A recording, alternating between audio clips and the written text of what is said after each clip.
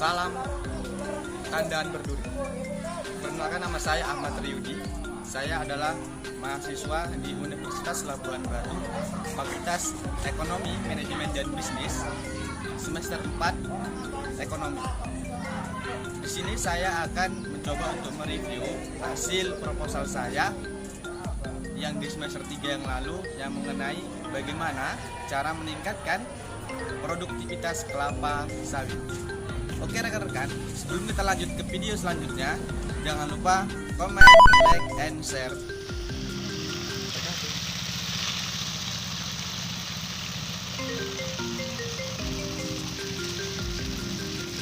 Baik rekan-rekan, sekarang kita berada di salah satu tempat penangkaran bibit kelapa sawit yang berjenis D. calipe Simalungun. Jadi seperti inilah jenis bibitnya. Ini adalah jenis bibit yang berkisar antara umur 3 sampai 4 bulan. Jadi ini baru saja disiram oleh karyawan dalam penangkaran ini.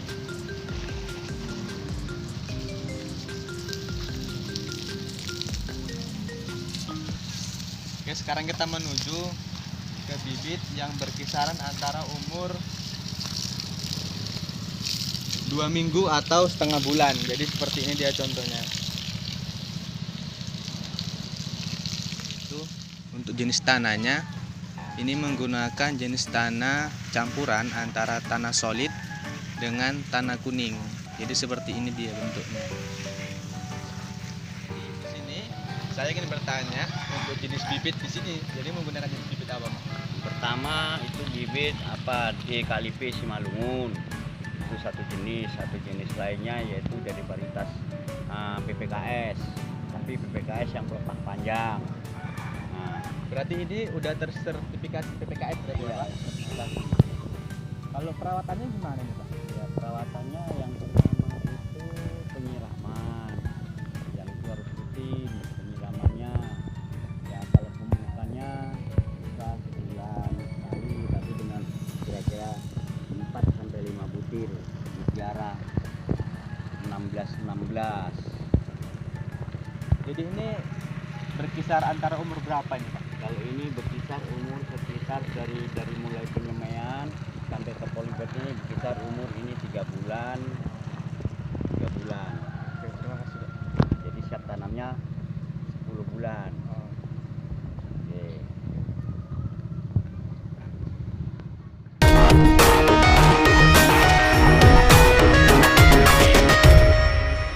Bibit ini Kalau ini jenis bibit ini di calipe Simalungun. Ini buahnya besar mencapai sampai 30 kilo, tapi janjangannya berkisar antara 8 janjang per pokok. Umur ini 25 tahun masih bisa dipanen. jadi masa panennya itu berapa kali sebulan? Kita pakai siklus 3 kali sebulan per 10 hari. Jadi kalau bibit yang lainnya, contoh Miambi, itu PPKS, itu keunggulannya di janjangan itu di pohon itu bisa 10 ke 12 janjang, tapi beratnya per janjang itu berkisarnya sampai umur itu nanti 15 tahun 18 tahun hanya cuma 26 kilo. Kelemahannya perawatannya, pemupukannya rutin. Oke, baik rekan-rekan, baru saja saya mewawancarai pemilik penangkaran bibit kelapa sawit ini yang bernama Bapak Kasyanto. Terima kasih, Pak. Oke, sama-sama.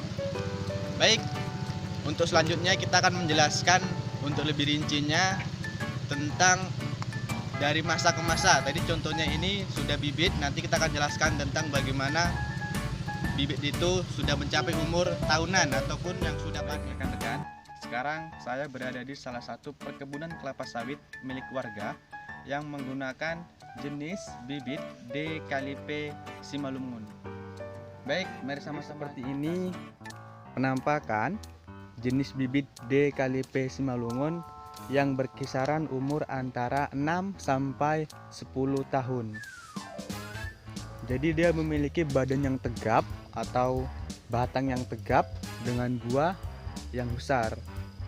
Di sini lahan ini berkisaran antara kurang lebih 2 hektar yang ditanami bibit kelapa sawit di Kalipe Simalungun. Jadi setiap pohonnya jarak antara pohon satu dengan pohon lainnya itu berkisaran antara 8 sampai 10 meter. Apa gunanya? Agar antara daun kelapa sawit dan daun kelapa sawit yang lain tidak saling bersentuhan. Itu yang pertama. Yang kedua, agar ketika panen itu memudahkan para pekerja untuk memanennya. Di sini pun terdapat berbagai jenis tanaman, antara lain pohon pisang, pohon pinang, dan setiap ringgan atau perbatasan kelapa seperti pohon pisang dan pohon pinang. Jadi ini adalah salah satu sampel buah kelapa sawit atau janjangan yang telah matang atau masak yang standar CPO atau pabrik minyak kelapa sawit. Ini adalah standar yang sudah matang. Curah hujan sangat normal. Kenapa saya katakan normal? Di sini untuk pertumbuhan kelapa sawit sangat produktif. Karena curah hujan di setiap per bulannya itu mencapai 3 sampai 4 kali curah hujan tersebut. Jadi untuk curah hujan di wilayah ini itu normal. Untuk jenis tanahnya, ini tanahnya menggunakan atau jenis tanah gambut. Ini adalah jenis pupuk urea atau dolomit, karena jenis pupuk ini sangat cocok untuk tanah gambut dan jenis kelapa sawit ini. Baik rekan-rekan, dapat saya simpulkan dari berbagai video yang telah saya unggah, ada 4 faktor yang mempengaruhi produktivitas kelapa sawit. Yang pertama, jenis bibitnya. Yang kedua, cara perawatannya. Yang ketiga, jenis iklimnya atau curah hujannya. Dan yang keempat, jenis pupuknya. Sekian yang dapat saya sampaikan. Apabila ada kekurangan atau dalam materi saya ada yang kurang jelas, mohon komentar dan saran. Salam Sawita Matrajaya, subur sawitnya, sejahtera masyarakatnya. Salam tandan berduri. Assalamualaikum warahmatullahi wabarakatuh.